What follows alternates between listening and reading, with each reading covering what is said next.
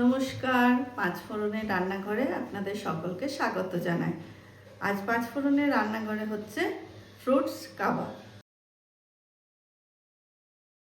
আমি ফলের মধ্যে নিয়েছি তরমুজ, ফ্রুটি, আপেল, মৌসাম্বি, সবুজ আঙ্গুর, কালো আঙ্গুর। ফ্রুটিটা একটু ডিজাইন করেও কেটেছে। মধু, বিট লবণ, লেবু। আপনারা যে যার পছন্দের মতো ফল নিতে পারেন, যেমন পেঁপে, পাকা পেঁপে অনেকে ভালোবাসে, তারা খেতে পারেন। আরও অনেক কিছুই আছে, তো আমি একে একে মেশাতে থাকছি।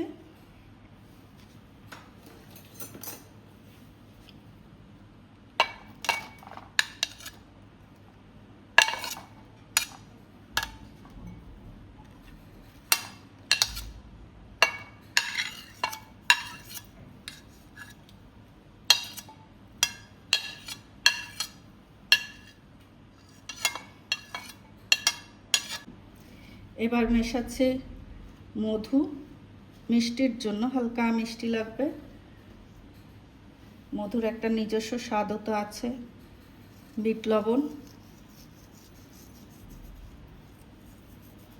আপনারা চাইলে চাট মশলাও দিতে পারেন, আমি দিচ্ছি না। আপনাদের চাট মশলার স্বাদ যদি পছন্দ হয় অবশ্যই দিতে পারেন। দিচ্ছি লেবুর রস।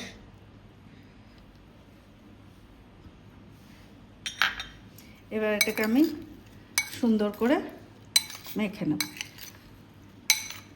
নিয়েছে স্কুবার, আধ ঘন্টা মতো জলে ভিজিয়ে রেখেছিলাম, তাহলে বেশ সুন্দর করে এর মধ্যে পোঁতা যাবে। ঠিক আছে, এবার আমি একটা একটা করে ফল যেরকমভাবে চাইবেন আপনি সুন্দর করে নিজের পছন্দ মতো সাজিয়ে, একটু কালারফুল, বাচ্চাদের তো অবশ্যই পছন্দ হয়।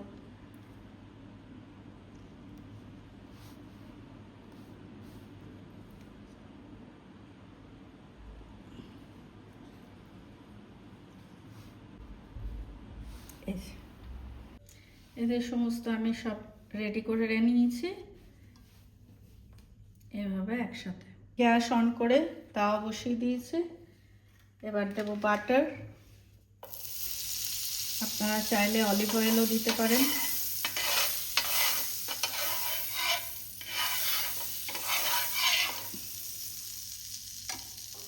এর মধ্যে এবার একটু সেঁকে নেব।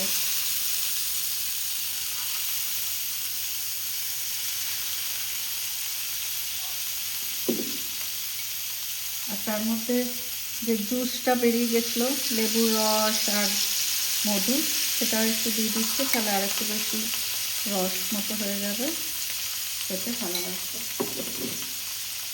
খুব হালকা হালকা আঁচে হয়ে তারপরে একটু আঁচটা বাড়িয়ে উল্টে দেবেন।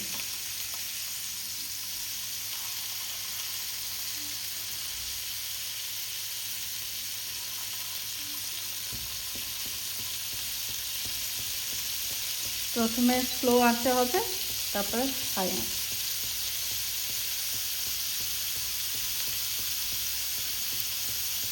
কিচ্ছু না, জাস্ট একটু সেঁকে নেওয়া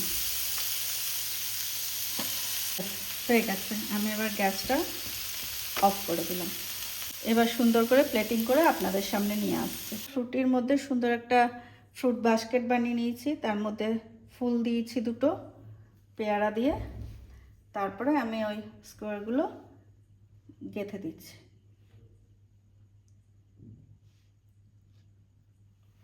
সুন্দর করে তৈরি হয়ে গেল ফ্রুটস কাবাব। সন্ধ্যাবেলায় বাচ্চাদের জন্য দিতে পারেন স্ন্যাক্স হিসেবেই। আশা করছি ভালো লাগবে।